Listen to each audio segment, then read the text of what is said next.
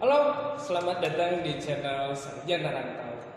Di channel ini kita akan berbicara mengenai hal-hal apa saja yang kurang jelas, ditemanin juga ngobrolnya sama orang-orang yang mungkin kurang jelas juga kali ya. Kurang jelas, mungkin masih yang kurang jelas nggak dalam hal apa gitu ya. Oh ya, di sini saya nggak sendirian, ditemanin dua orang yang kurang jelas. Di sebelah kanan saya ada Mas Rizal. Beliau ini S2 filsafat ya. Wah, iya bisa. mengerikan sekali ya. Kadang-kadang orang-orang filsafat itu suka nggak gitulah pokoknya. Dari alam gaib. Iya, lahir dari alam gaib susah untuk ditebak gitu kadang-kadang pemikirannya. Jelas dari yang ketidakjelasan. Mantap. Sebelah kiri saya kita bisa lihat kopiahnya sudah menggambarkan sesosok. Jadi menarik ya. Maksudnya dari menarik Gus ya, Gus Daniel. Iya. Boleh sebagai Gus lah. Tapi itu buat gelar-gelar orang saya nggak pantas untuk gelar orang malas pegawai bahan biasa. Berarti saya Al-Mukarram. Oh iya. Di tempat di sebelah kiri saya ada Al-Mukarram Daniel. Beliau ini juga S2 apa? S2 kemenangan. Memang dia S2 sosial gitu. Dan saya mungkin belum S2 tapi calon sarjana masih OTW ya. Amin. Tapi Mas ada mitos itu yang yang dimitosin pengangguran itu cuma yang S1. Soalnya yang ada lagunya cuma S1. Iya ya. Kau sarjana muda. Saya udah tua tapi sarjananya. Oke, gini loh Mas berdua, ada Mas, ada Al-Mukarram sebelah kiri. Sekarang kan apa ya namanya itu, teknologi itu semakin hari semakin canggih. Kita tidak tabu dengan yang namanya internet. Kehidupan kita pasti tidak lepas dari yang namanya internet. Bahkan disadari ataupun tidak, internet sudah mengubah pola hidup kita, kebiasaan, budaya dan yang lain-lain. Kayak misal nih, kalau dulu kita belanja sesuatu harus pergi dulu ke pasar. Sekarang kan tinggal diem, buka smartphone, terus buka platform buat belanja online, tinggal klik deh. Kayak banyak tuh kan platform belanja online kayak Bukalapak, Shopee, terus Tokopedia, masih banyak lain lah ya. Platform iya tinggal klik mau di Bukalapak, mau di Shopee atau di Tokopedia, bebas. Pekerjaan kita beralih ke jempol ya. Iya, beralih ke jempol. Dulu juga saya udah main jempol sih. Main apa itu? Mainin gimbot. Ya kan dulu gimbot. Iya, dulu gimbot kan dulu gimbotnya dulu itu ditaliin gitu loh. Disewa aku Mas. Disewa si Mas itu megangin talinya. Jadi kalau udah habis waktunya itu dia tarik. Nah, sekarang kan beralih ya dari gimbot, sekarang udah ke smartphone gitu. Ada mungkin Mobile Legend atau yang lain-lain. Jadi semakin hari itu perkembangan teknologi semakin canggih. Internet, adanya internet, semua orang nggak tabu dengan namanya internet. Bahkan kita bisa menghabiskan banyak waktu gitu untuk berselancar di dunia maya, lihat TikTok yang asik-asik gitu kan. Sekarang aduh, bulan puasa gini dosa ya lihat TikTok ya, yang lagi dosa sih asal udah buka. Tapi memang internet ini sekarang udah menyebar kemana-mana, bahkan ke semua kalangan. Iya. Baik muda ataupun tua. Bahkan orang tua pun sekarang kan menggunakan jempolnya, baik tiap klik dan segala macam. Nah, dari internet ini di Indonesia juga yang tadi kata Mas Rizky itu mempengaruhi perilaku ya.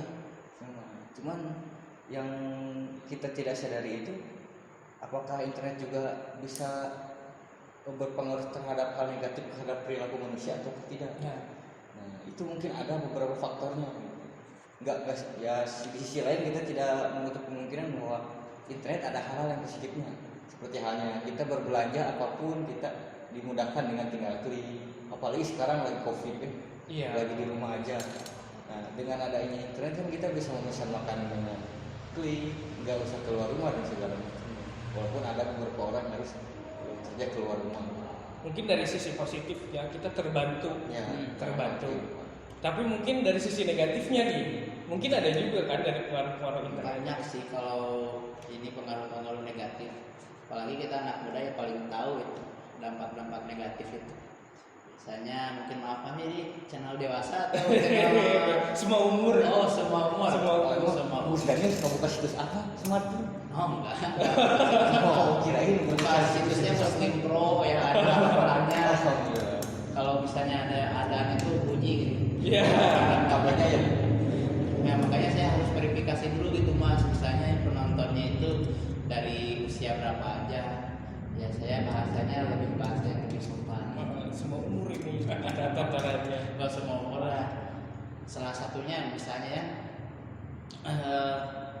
sekarang dulu itu orang kan harus nonton video-video ya maaf ya video senonok itu kan misalnya orang harus kaset dulu Di semua siapa orang. aja? Video T. Video apa ini? Oh jelas Video panas. Video neraka ya video dia. neraka video neraka itu mudah sekarang itu nggak perlu bayar gitu kan bahkan ada yang gratis ada yang sharing mas Pengalaman.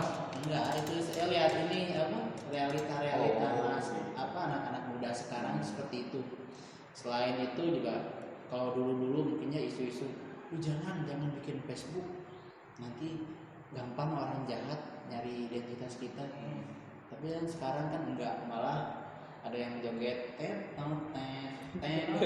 Ya, sekarang banyak yang jago-jago. iya Banyak malah yang gitu. malah ya biasa aja gitu. Otomatis kalau bahasa saya itu ya dulu yang sifatnya lebih privacy itu sangat dijaga sekarang itu justru privacy itu yang yang ditonjolkan itu ada bahayanya juga sih mas kalau misalnya privacy lebih dilihatkan ke orang-orang gitu. Iya, bahkan kebaikan juga sekarang kan apa-apa di-update. Iya. Kita lagi habis apa nih? Sholat tahajud. Sholat tahajud. Iya, mungkin niatnya itu dia baik loh. Pingin meringankan malaikat untuk mencatat amal kebaikan kita. Jadi di-update deh kebaikan kita itu. Kita udah melaksanakan tahajud nih. Nah, kalau saya lihat itu kayaknya kalau saya bersetuju sama yang pencipta internet, kayaknya pencipta internet itu nggak berpikiran atau bertujuan untuk bagaimana privasi orang itu terungkap di internet. Tidak mau menciptakan internet untuk hal negatif. Mungkin tujuan saya itu untuk hal positif. Nah maka dari itu kalau saya memandang karena tadi yang berdampak ke perilaku internet itu sebagai alat. Bagaimana manusianya itu, bagaimana kita yang menggunakannya. Iya benar. Nah berarti kan si perilaku manusia itu berdampak ke apa yang dia cari, apa yang dia gunakan internet itu untuk apa. Iya betul. Saya jadi ingat salah satu tokoh komunikasi tapi lupa gitu namanya. Jadi pada masanya manusia menciptakan teknologi informasi gitu, tapi kesini malah teknologi informasi yang mempermudah manusia gitu. Nah ini pernah dengar nggak tentang apa pendidikan computational thinking? Wah gimana tuh? Nah itu isinya kedepannya itu sebetulnya itu kan ini dari komputer itu kan computing itu kan alat hitung gitu kan dibuat oleh manusia itu untuk menunjang kemudahan manusia dalam melaksanakan Membantu kebutuhan manusia. Nah seiringnya dari alat yang hanya sekedar alat hitung berubah menjadi alat ngetik sampai sekarang bisa berselancar di dunia maya itu untuk untuk memudahkan kehidupan manusia gitu. Nah computational thinking itu bagaimana pemikiran komputer itu bermanfaat untuk pemikiran kita gitu. Bukan kita yang malah tenggelam dan itu metode belajar ke depannya kan. Itu sih nggak tahu jelasnya seperti apa takut saya salah gitu. Nah, berarti intinya itu internet kan inginnya mempermudah kita sih. Iya. Mempermudah manusia. Tapi kitanya nggak ngerti kalau mau dipermudah. Iya. Seperti itu. Jadi mungkin di satu sisi teknologi semakin maju, tapi mental kita mentalnya belum siap. Jadi adanya culture shock gitu. Kayaknya belum siap itu bukan dalam hal kita harus siap, kitanya mau enggak siap. Nah, dalam hal kita mau belajar, kita mau membaca apa yang ada di internet. Iya. Kebanyakan orang membaca di internet informasi itu hanya setengahnya, sampai akhir. Apalagi di internet kan ada sistem yang namanya itu filter bubble. Filter bubble itu kan memfilter, menjaring kemauan manusia. Jadi internet nggak maha tahu gitu.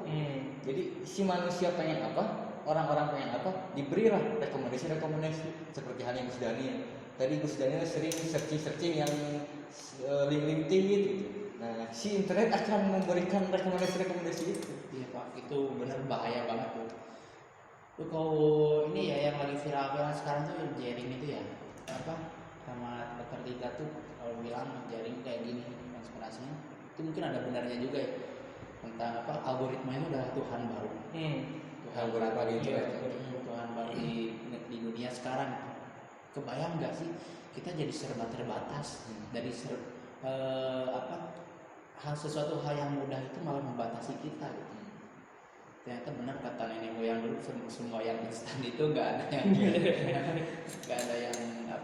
bermanfaat. Oke nggak sih kalau misalnya kita itu justru meninggalkan berita itu baik dari posisi yang B atau dari yang posisi berita yang B gitu kan, meskipun yang ini negatif beritanya, yang ini positif, yang ini positif, boleh nggak kita berada di posisi menolak untuk membaca sama sekali? Karena gini mas, kalau misalnya kan banyak yang di meme-meme lucu kayak gitu, meme juga ya gitu.